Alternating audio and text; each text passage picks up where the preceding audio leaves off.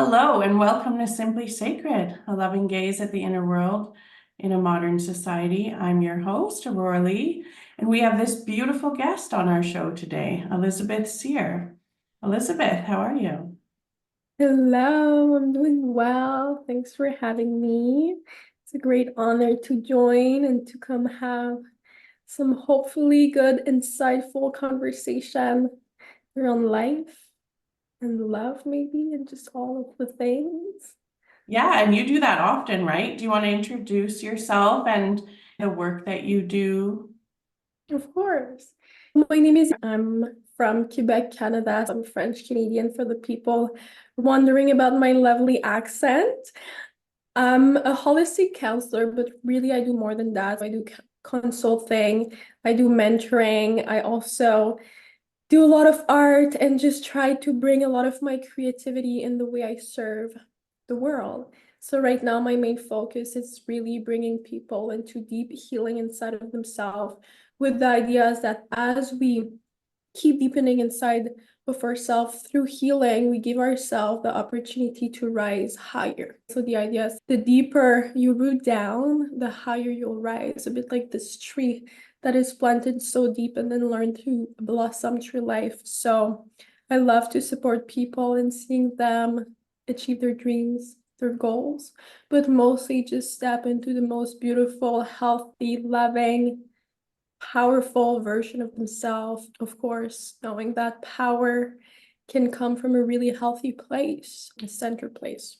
So that's a bit about me. I currently live in Baja California, Mexico. And yeah, hello. What's the name of your business or your consulting and counseling endeavors? Like, where can people find you if they were start to resonate with our conversation and what you're having to say about one-on-one work? Where can they find you? What is the name of it? Yay, so the name of my current business, it's called Explore Imagine. I'm having a bit of a sneeze this morning, by the way, it's a lot of fun. Explore Imagine really stands from discovering the picture to oneself, which in my understanding, that's what healing is, because we connect back to the self. So you can find me everywhere, of course. Just Google Explore Imagine, exploreimagine.com. I'm on most platform. Yeah, well. Explore, imagine. So, Exactly. Explore, imagine. So if you look at the Latin root of explore and imagine together, it would translate to discovering, searching for the picture of oneself. Also, when I chose that name, it was really important for me to come forward with a name that will translate to the same in English and French to honor, of course, my mother, the language. So that's what Explore Imagine stands for. And yeah. I've been having this umbrella for many years. It's been a big brainstorming process, but I can say that right now it's at the most active stage and the most successful stage it has been since the initial creation of it all. So do you get to witness other people's transformation of their inner world? Yes, to answer your question, I definitely been watching many transformation through the years since I've been in this field also of healing, because prior to my own business and my own umbrella, I was also serving different community more in the public field. But in the last year through Explore Imagine, I've watched many different transformation. There's sometimes people that choose themselves and they choose themselves for healing, and maybe they have big expectation. Maybe I'm gonna start having vision and all of the things, and I don't know. And then other people, everyone comes with different expectation. But I remember one time I was interviewing one of my clients and he said something. He goes, when you enter the cycle, which is my most precious offer, healing offer to this world, he said, you're going to get exactly what you're meant to get from it.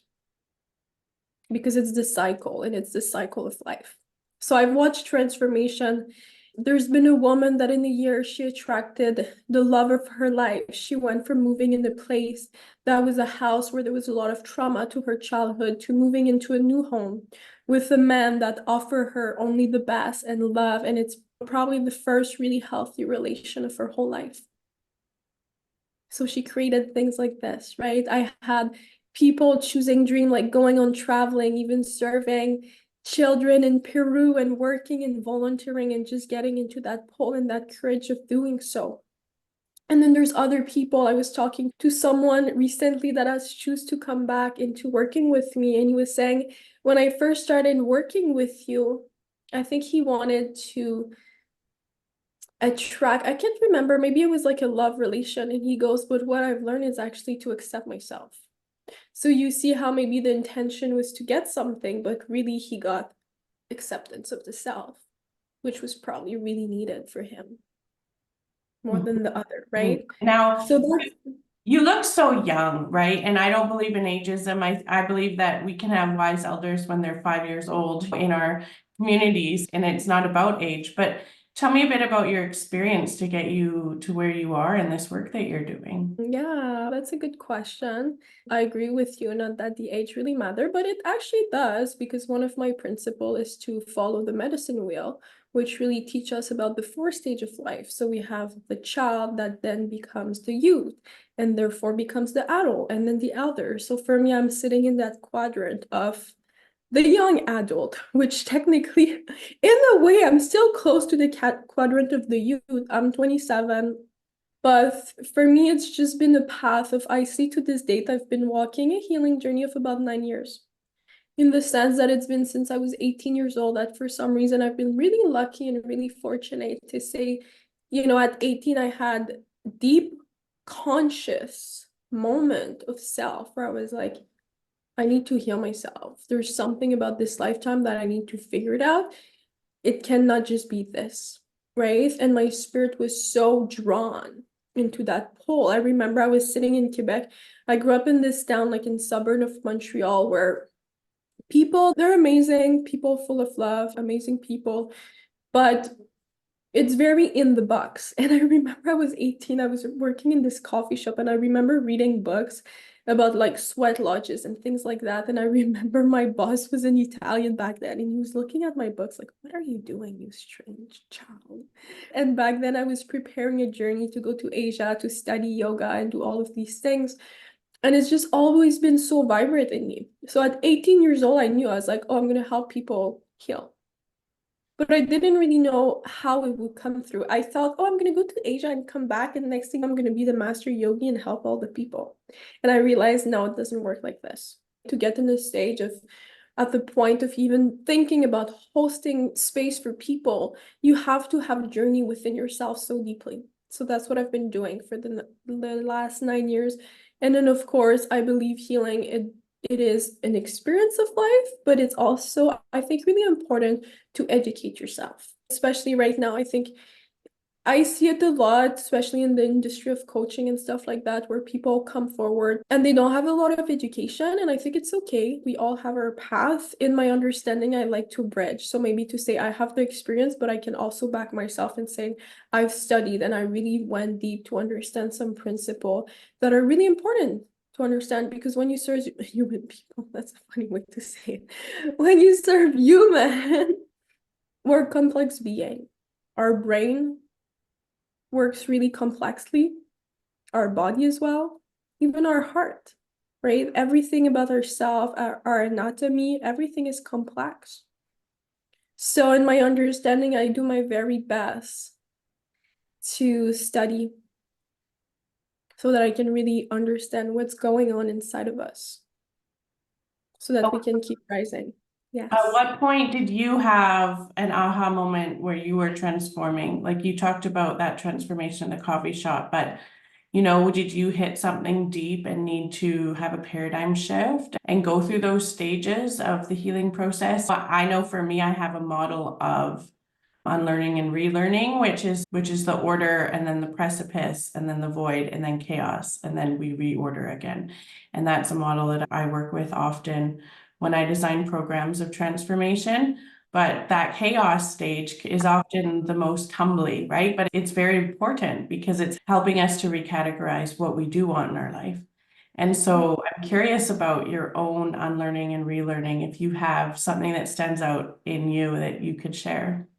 Yeah, I like the unlearning and relearning and also highlighting the chaos because it's going to be part of the journey, of course. Or sometimes we want the rainbows and the butterflies, but then there's a whole tornado almost to go through before we get there. There was different moment of aha, of conscious. With all transparency, some of my aha moment happened with working with plant medicine. I remember back then mushroom use in nature and with good intention was a big catalyst of my spirit being like, whoa, there's something else. And you're meant to follow a different path.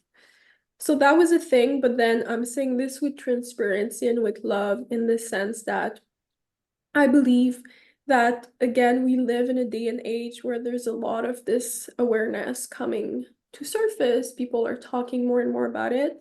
Integration is important and being guided and held by teachers that know what they're really doing.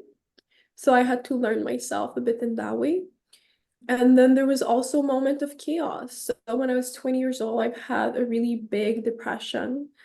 4 months of my life, I could barely not get out of bed. If I think back about this period of my life, I looked different. My body was not as much radiating, okay?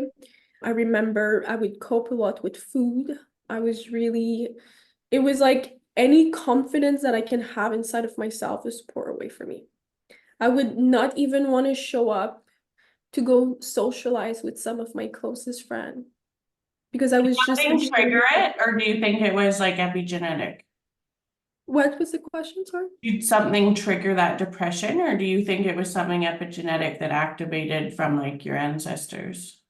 Good question. I think it was probably a mix of a lot of things, a mix of my own trauma. For me, it happened weird because when it's not, oh, I was depressed and then I wanted to heal and I awake. It was more like Yeah. I had that awakening really young. And then I was like, okay, let me go travel to Asia. Let me do yoga. Let me do all of these things. Mhm. I've been introduced a bit to plant medicine. That's why I say integration is really important. I believe that as much as certain moment of my own journey with plant medicine was really helpful, I also believe there was a lack of integration. Mhm. That then it compounded into the chemistry and the brain and just deep stored emotion. But I also believe that it was almost like for so many years I had the lid covered on me, and next thing I start doing yoga, and the thing is that yoga is going to stir up the pot for you. People think, oh, let me go to a yoga class, and Mhm. no, it's not about this. Yeah, you build the Yoga pot is up, you build the right. energy, and then you have more of a capacity to see, and then the cup widens, and then that can come up. And you also put those intentions, and intention Yeah, powerful, right? exactly. So I think in the way it was like my heart, my human self being led to let me awake myself. But then through that awakening, there was a purging phase that was necessary. And for me, it didn't happen necessarily beautifully. And it was almost maybe I That's was avoiding it. And I also remember it was a time when I first started yoga. I can see that yoga was because I always say yoga was the catalyst of my healing journey. And I started yoga. I would go to the gym with my mom. And back then I was like, fitness world, right? And then I started going to the gym. And I remember we would go into these class and it was like, who's gonna do the posture the best? And next thing you know, I really found the deep essence of what yoga is really about. But I remember back then I would always go to yoga and I was like, in my mind, I was like, yoga is the only way. Yoga is the ultimate healing path. So then what happened is through my Western brain, I would seek refuge in yoga so much. But I think that to really integrate the yogi path, I was lacking certain tools that my Western brain need. Because whether I like it or not, I grew up in a Western environment. So when you're talking about unlearning and learning, Mhm. right? And it's the same. I remember you the post one time, a blog post on ayahuasca, talking about this also, where as Westerners, as much as I'm a big believer that we need medicine for the four corners of this earth. truly we're at that stage of free awakening together as one. One of my teacher, he would always say, when you heal yourself, you have to know where you come from, where you're at, and where you're going. So it was almost like, for me, maybe I was forgetting where I was coming from, because I wanted to get there and I was right here, right? I had an elder What teach me that too. was that? I had an elder teach me that too. Yeah. Right. Yeah, your question was, yeah, about this moment of chaos. It was like so much awakening, but I was maybe denying some of the Western world. And I remember back then I felt this strong call to be supported, maybe by a counselor or mentor or whatever. But part of me was, maybe I thought I was lacking resources, even though it was a lie. I would have had the resources to accept that. That psychological reversal of the brain sometimes that keeps us away of doing the thing that we want to do, that will help us the most. I was a bit on that journey, right? I tricked myself. It's like the trickster spirit that almost came in of, let me be yogi, peace, harmony.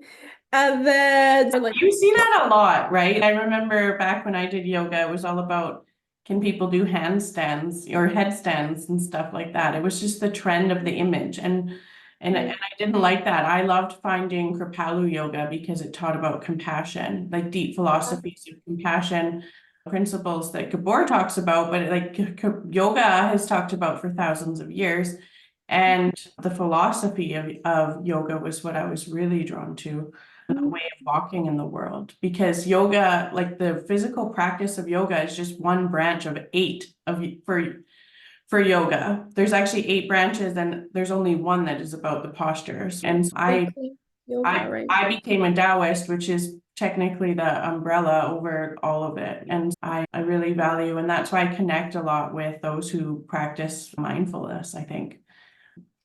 And yeah, I just love the waves of the Northern Lights because it reminds me of those ebbs and flows of the universe, of the Tao, of the yin and yang, right? And when you're talking about constriction, like it sounds like when you were going through a depression, it was like there was a constriction. And in some sacred teachings, they talk about how the snake sheds its skin. And that's the thing, is that I think that Western medical industry, then they pathologized depression. That was actually a sacred 4 months. It didn't feel good, but neither does a snake when it sheds its skin. When we have an internal world and dialogue that actually sees with new eyes, sees that it's a process that must happen in order to rebirth, then it doesn't feel as hard.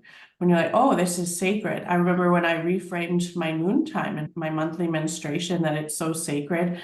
I'm able to process out any energy exchanges and interactions in life throughout that whole month. I'm able to release in a really good way. And like having a period then became a whole different experience than what Western modern society teaches you it's about, right? And I think that reframing and restoring is incredibly useful when it comes to healing. Do you help your people that you work with do any restoring, like how they're framing their lives, their life story, and things like that? Yeah, some of the process, or I should say the phase that I currently use as a main a blueprint healing, I think in a way it's not structural at all, but at the same time we want to bring the masculine that will bring a certain direction to it. And right now I work with activation, transformation, integration, and celebration. The activation would be a lot of setting intention of, okay, where do I want to go? But also being clear with yourself of where I'm at now. It's that first level of awareness. And then the transformation process will be more of the unlearning in a way, right? Of sitting with the self. What are my beliefs right now? It always come back to a lot of belief, but sometimes the beliefs are so stored deeply inside of the consciousness that we don't fully realize them, right? Even for myself to this day, almost every day, I look at myself because there's a belief that will come up in a new way that maybe back then it was in a different way, right? So I bring people to this kind of journey so that after they can integrate themselves in these new ways. When we talk about belief system, it's also how is it stored in the body? right? Somatic healing, that's where it comes really important of working with the nervous system, working with the true feeling in the body. The memory that you're living, or sorry, not even the memory, whatever you're living right here, right now. What does it activate in your body? Every time we're unwell, where is it in your body? You feel maybe a tension in your chest. Sit with the tension. That tension will speak to you. A certain emotion will come up. In that emotion, there will be a memory. So we want to slowly unstore these memory from ourselves so that we can come back to more freedom and homeostasis. So that's a lot how I guide people. Last week we talked to Dr. Drew in the Amazon, and psychiatrist and medical doctor there who also works with plant medicine as helpers. And he also talked about how the medical industry is not touching on some of this aspect, right? This holistic aspect that can truly help people's lives. And when people go to doctors, they're getting prescriptions when their prescription should be go see Elisabeth, right? Or sit with themselves and talk to what that feeling and sensation has to say in the body. And it's profound. Sometimes I think people don't want healing. There's a lot of people who don't want to feel better because they're attached to it. And we talked about that last week as well. What do you think about that? I'm glad you're pointing that up. I actually did a post yesterday, a really small one, but just about that, where it says, I can't remember how I phrase it exactly, but it's basically sometimes our destructive pattern, our addiction, right? Our addiction in the sense that the human always want to be comfortable. We love comfort, right? You're an anthropologist, right? And one of the big concept of life is that humans are afraid of the unknown, which I think, not to get too much in the depth of that, it would be the probably number one cause of any war on this earth, right? It's the fear of the unknown, right? So we want to be comfortable. But what happened is that for some of us, comfort equal what's familiar, right? And the next thing we've grown up maybe in an environment where what's known, so what's familiar, is certain pattern that are destructive.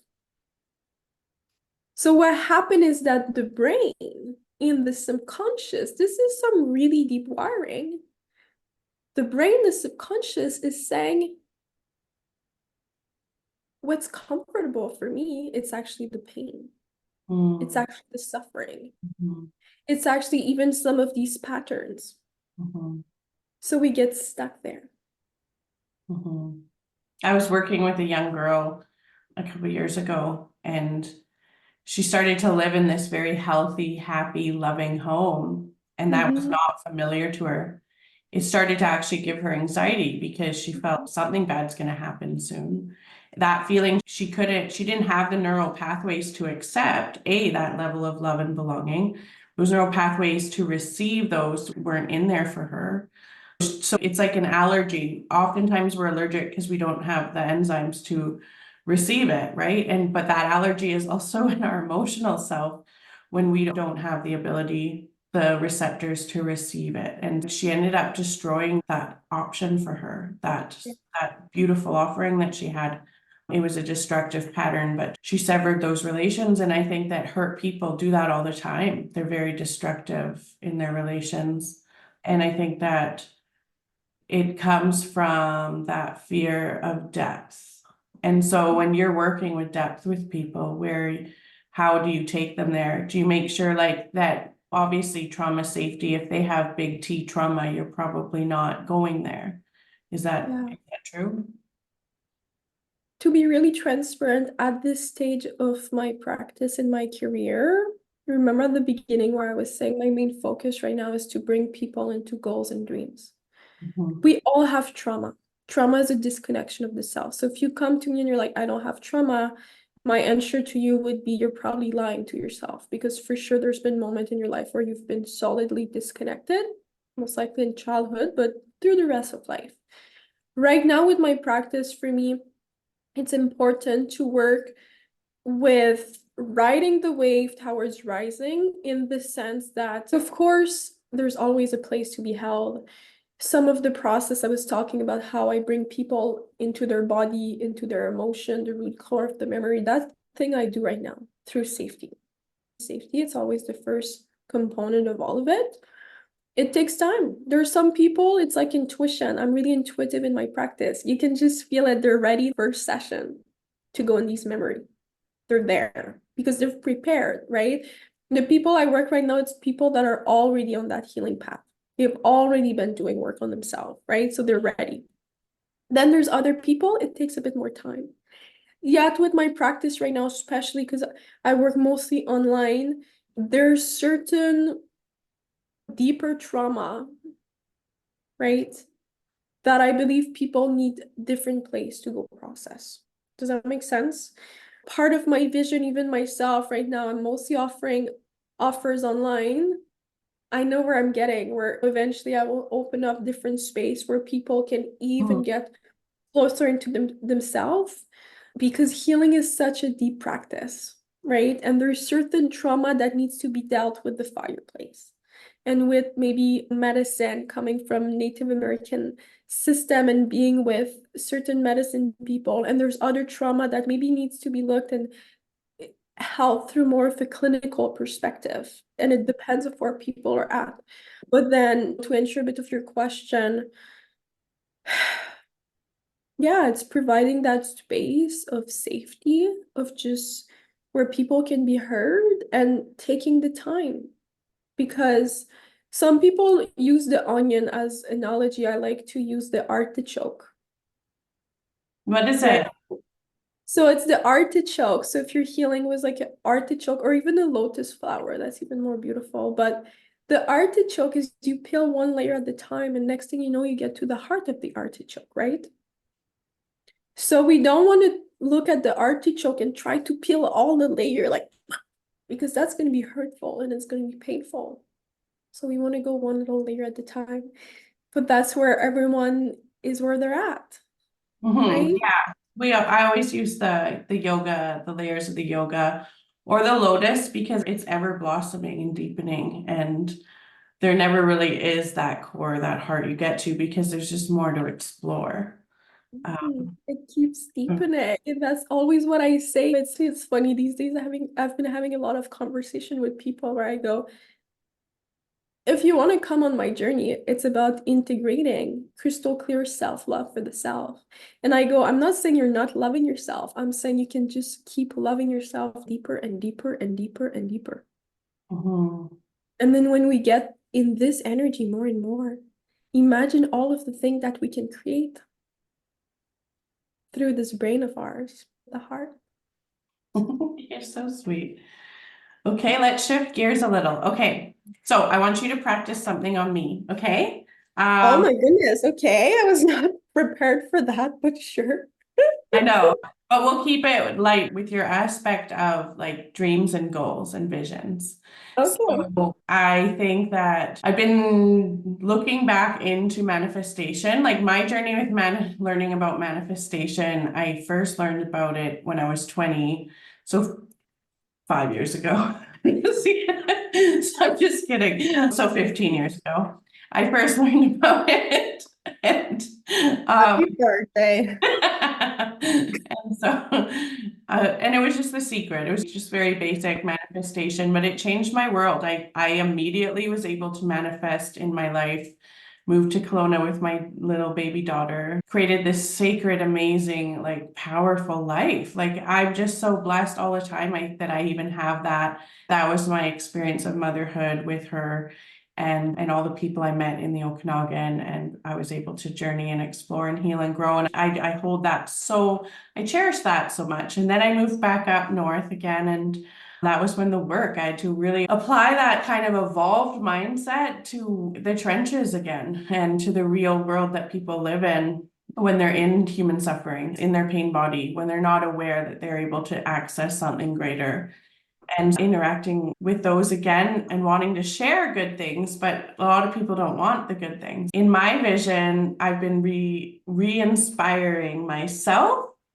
with manifesting and listening more to some people that talk a lot about manifesting in new ways than just like The Secret, right? And so Reagan Hillier and some others, I mostly just like her when it comes to that because she talks really grounded. I don't like things that are too ungrounded because I believe in the embodiment work. And so some of those practices are you can hold your vision, but you have to do the action steps to get there. Like you can't just go, oh, I'm just going to manifest this and just sit in my home and it's going to come to me. Yes, we can have that like play and sacred art of just freeing and surrendering to life, but we still need to put pen to paper, right? We still need to type that memo, to ask for that thing. We still need to do the tangible, to live in the tangible and manifest here in the tangible.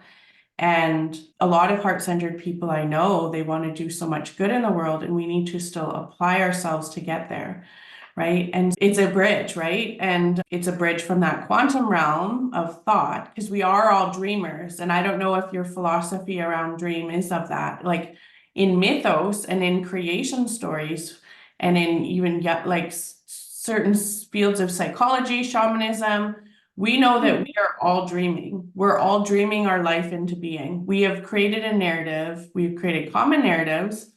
We create one narrative in modern society that's still a dream and a narrative that we all accept or not accept, right? But we're all living in some of our own dream, and then we play out that dream and I think that's what they call manifesting. We manifest no matter what. We're creating our life no matter what. We are creators creating. No matter what we end up creating. And Oh, I feel called to a whole journey. There was one time I just want to share a little story with the dream part because it's a fun one. About 3 years ago, 3 years I think, I was in Teotihuacan in Mexico, where the what we call the pyramid and the sun and the moon are today. But that's not the real name of the pyramid. But anyway, so I was there walking on sacred site with some medicine people and one friend of mine from ceremony. And he started talking about the Toltec people and the Toltec days. And we're just walking on these really sacred sites. Of course, you're feeling the energy of mystery and this life that, at the end of the day, it's like, what do we really know about it all? It's just such a mystery and it's so fascinating, right? And we're always on learning and relearning, right? And so we're walking there, and then he's telling me about certain legion and creation story. And he goes, the Toltec days, people think it's in the past. But the thing is that the Toltec, they just live in a different dream state. So we're thinking they're in the past, but it's just that our consciousness is not aligned to there. So that's why we don't see them. But really they're here. Anyway, and it was just the most mysterious. I was like, that's a really good teaching. Thanks for this one. I'll put it in my bag. A bit to converse with your dialogue around the dreaming state. That's right. We're just dreamers and we're constantly in co-creation with this universe, with ourselves. and we're in co-creation with a paradigm of commercialism and capitalism. And in my heart, I've always wanted 3 healing centers or integrative medicine centers, birthing centers, rebirthing centers. That's always been in my heart, and that's what I've always been working towards.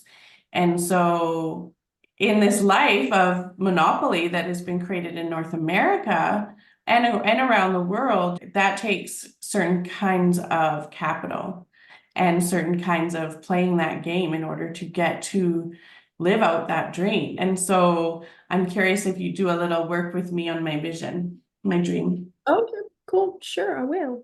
Okay. When you're in your dream. Okay. And then, okay, so how much time were you allocating to this? For you just doing a little snippet? What feels right to you? I don't know, wait, 10, probably 10, between 10 and 20 minutes, Okay, depending on what you want. sure. And then it's just going to be a teaser for people to reach out to you. Oh, I love that. I'm just laughing because I was like, I was not expecting that at all, but that's perfect. We'll see how my muscle is sharp this morning. Okay, so around your vision and dream, let me just tap in a minute here to see how I can serve you the best with this little time lapse. Let's ground a little bit then. Let's just start by grounding. So maybe if you wanna, hi, close your eyes slightly, of course. I'm just gonna guide you through a bit of a small journey here and see what comes up. Hi, so just closing your eyes here. Hi, Anna. Connect with your breath here. Hi, so deep connection with your breath here. Inhale through the nose and exhale. Hi. And here, just for now, focusing with so much kindness. Hi, for the self. Hi, Anna. Where you're just gonna allow your own breath to travel in and out of your body, just like this. Taking a moment here to just really connect your body, your temple to the earth. So perhaps here you can take a moment to, hi Anna, of course, notice the wave of your body onto the earth. Right here, right now, just activating this sacred pole of your body that connects you down to the core of Mother Earth. So just breathing through this moment and take a moment here to fully activate down to the very bottom, the very center of Mother Earth here, the pole of energy, gravity that keeps you connected to this world. Hi, and as you're taking a moment to deeply connect with the earth here, just slowly activating here the remembrance process of the self, meaning the connection process of the self. Hi, so just breathe here, yes. Remember that it's safe to be here, your health through the energy of creation. Beautiful.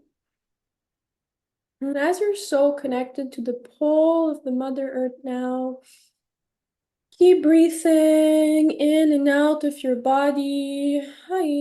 And on your next inhale, allowing your breath to travel up to the top of your spine and connecting up to the sky. Hi. The energy of the heavens, just like this. Take your time here. Full activation, full connection here. Take your time. Hi. Inhale. Exhale. Beautiful. Focusing on your breath as a way to calm you, to keep grounding you. It's safe to explore the self. It's safe to connect to energy. Hi. And here, just noticing the energy of the sky. Hi, to enter your body here. Inviting guidance, inviting inspiration, tapping into the field of consciousness where all things are possible, perhaps. Inhale and exhale. Hi. And as you remain connected with your breath, allowing this energy of the sky, this energy of the heaven to just enter your heart. Hi. And take a moment here, even if you want to bring your hands on your heart. to just come into full remembrance, into full reactivation that your heart is the portal between the earth, between the sky. Hi. And that right in your heart lays your own, the own whisper of your own soul. Consciousness, memory of the heart brain, the spiritual heart. So just take a moment here to breathe in your heart, calming the heart. It's safe to be here. It's safe to remember. It's safe to love so deeply that this same love become a magnet for all that already is in the heart. So just take a moment here to allow your heart to reveal itself as it is, for what it is. Heart brain activation. All the gem and all the jewel that are into Aurora's heart right here, right now. Hi. And through your breath too, allowing these seeds and these dreams and whatever secret that are here today to just come up as they are. Full on acceptance, full on receiving, with curiosity, with love, welcoming the mystery of what is. Hi, hi, hi, hi.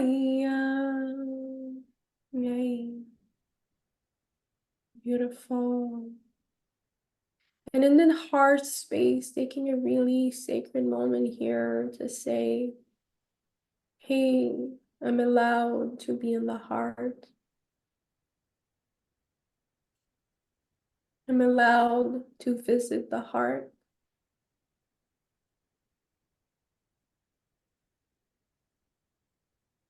I know sometimes it takes great courage to be in the heart. But I'm on this earth to be in the heart. Yes. So just take a moment here to keep breathing in your heart, observing what is coming for you, through you. Maybe there's new ideas, maybe there's new vision, new dreams, or maybe there's just is presence of self.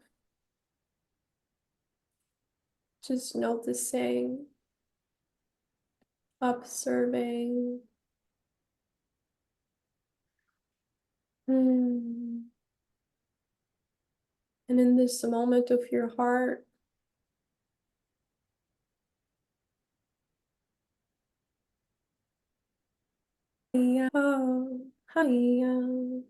in this moment of the heart, allowing this moment in time and space to really anchor deeply into your heart, deeply into your body, down to the very core of who you are. Anchoring in yourself so that this moment can be so present inside of yourself right here, right now, but can also have a ripple effect towards all of the things that you will be creating, so that in all moments of life, you can remember to always connect back to breath, always connect back to heart, enter the heart, because at the end of the day, all of this co-creation is health and happiness and love. Stepping into this rainbow energy inside of your heart, bringing all of the colors of the rainbow to radiate inside of your heart like no other. Pure love, pure unconditional love for the self, for all beings on earth, Hi, Anna. Hi, Anna. Hi. Beautiful. Allowing this energy to land once again deep, deep in your heart. Just like if you had a beautiful journey down to the core of your soul today, that maybe you've gathered new pieces of the self. Like you're bringing all pieces of the self back to the heart. Remembering that you have all that you need inside of yourself, courage, boldness, all of the things to keep leading yourself. Keep leading yourself towards the vision beyond the vision and the dreams beyond the dreams. So that all of it can be created in your life so that you may be noticing it in this human self, in this body self. Through this breath of life, through this celebration of life, that all of the most beautiful things can come your way. Qué bueno. One more deep breath inside of your heart. I know what a journey. Take your time here. Make sure to really anchor this practice into all cells of your body. Full-on reactivation of yourself on a DNA level.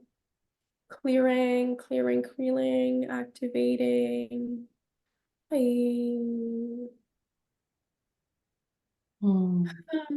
Deep breaths. Slowly here on your own time. You can slowly bring movement in your body. Perhaps moving your toes a little bit. Your ankles. Thank you.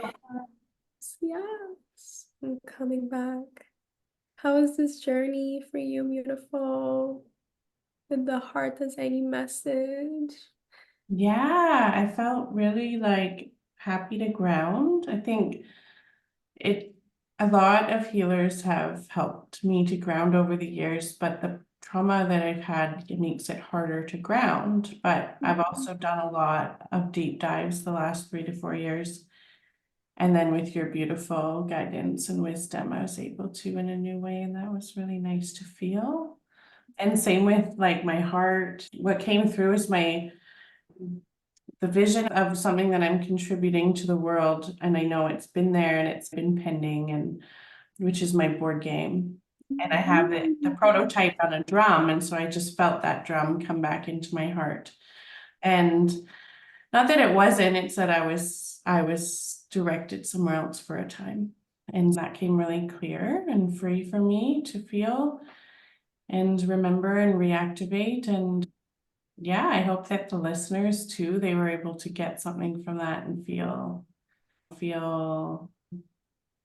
where we can go, because we get really distracted. Like our focus goes where our focus goes. Our fire, our sacred fire, our prana, our energy, whatever you want to call it, it goes where our focus goes. And so often focus has to go to all kinds of things. And when focus comes back to self, and even on a cellular level, what is possible just through breath and intention. And I hope that left some inspiration for those where that's new, or where people are like, oh yeah, and they just dropped in and they got to explore that juiciness. So thank you. I think that you are wise beyond your years, and your gift to humanity. Thank you for all of the work that you do and who you are, and sharing your heart with us all here today. That's a lot of times, like, women have had to, in history, women couldn't as vocally share their gifts, I think, and for many lineages. And I don't know for your lineage, but so many still guard their gifts, and you have many, and I'm glad that you willingly share them, because it's not witches being burned anymore for being gifted. And and you are very gifted. So thank you. Thank you. Thank you for stepping into this space of even asking to gift to unfold today. I'm glad that the vision of the board came through for you. I need to work on it Right? next month, so that's perfect Yes. timing. And that's what's amazing is when we do these activation, our mind be thinking, oh, I'm supposed to be doing that, but then the heart comes back to the initial guidance. And I really believe this. The mind is amazing. It's powerful.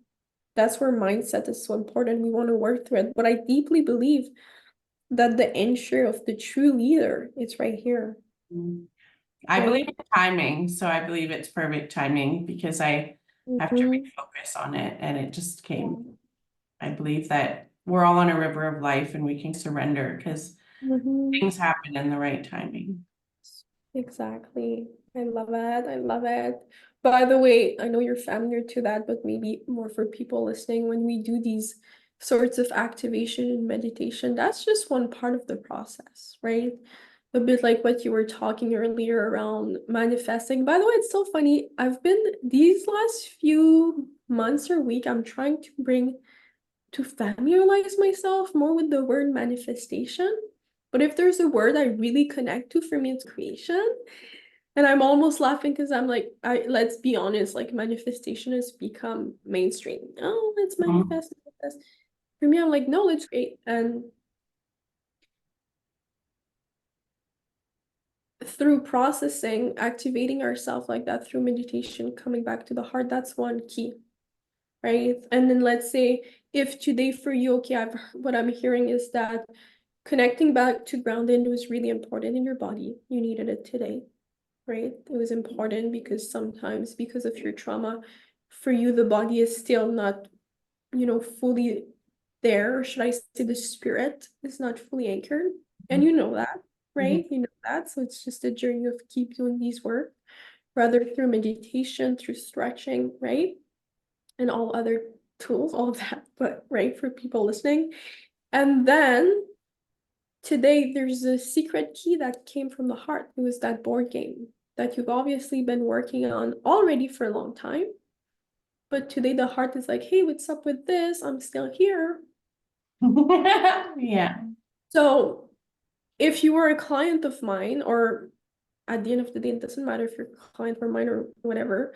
But for us human beings, it's okay, now I've connected back to the vision. So, now what I'm going to do about it?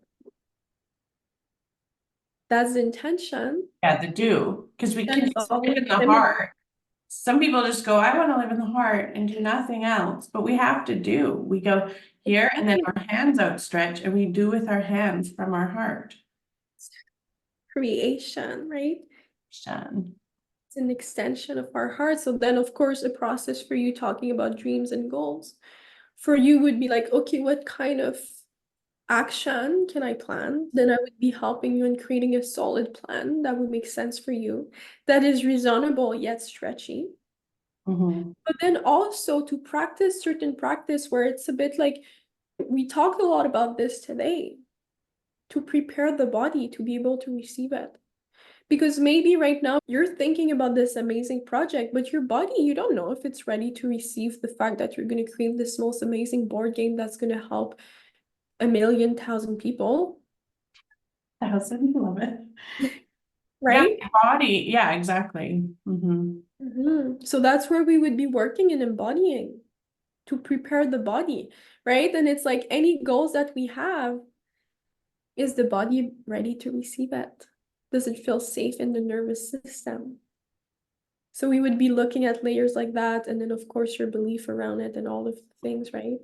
And that's where the cycle comes in, and it's life unfolding, and we keep blossoming. And that's where healing is so amazing, because when we do that, we become the most powerful creator that there is, and everyone gets to benefit from it, right? We do it Yes, for we need ourselves people first. who are wanting to be creators, to want to create from their heart. Exactly, from the heart. And then there was a woman. It really helped me, especially we were talking about capitalism. We live in the money world, and these are just the kind of thing we played.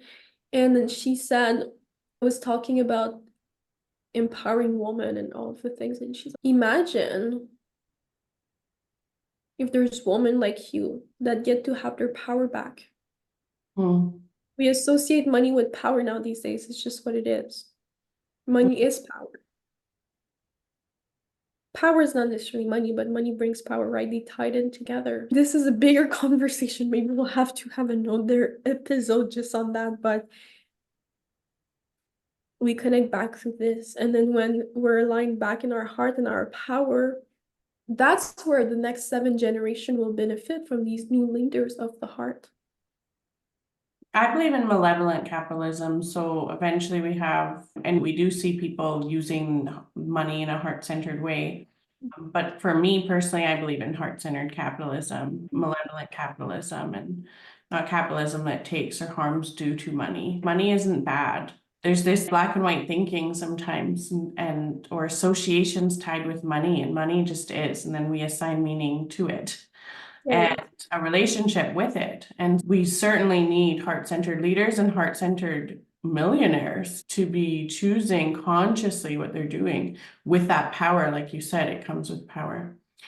So thank you for coming on today. Where can people find you? Tell us your handle for Instagram. Is that your favorite one? Because I know I have you on there.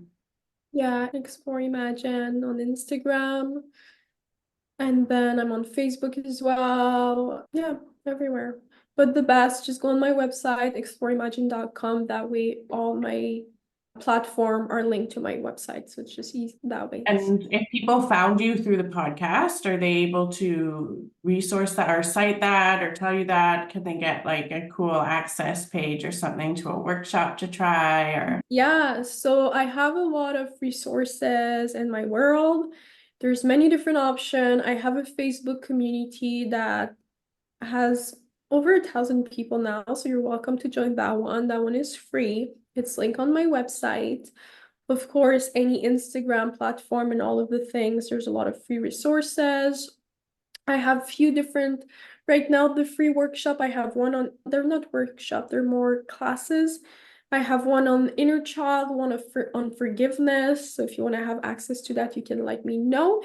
And then also, if you go on my website, I still offer to this day a discovery call. So it's always important for me to connect with people first before we decide, hey, let's work together, or at least that's how I do it for now.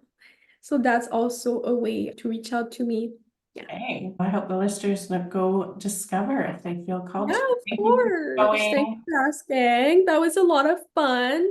Yeah, Drink a lot of water too, because you did went on a little bit of a journey. Yeah. yes. It's cool to see what's out there and what people are doing because a lot of people are doing this work. And Yeah. sometimes it's not visible to the mainstream or to everyone. That's the deep dives people are doing. Okay, have a Mhm. beautiful rest of your day. You're too beautiful. Bye.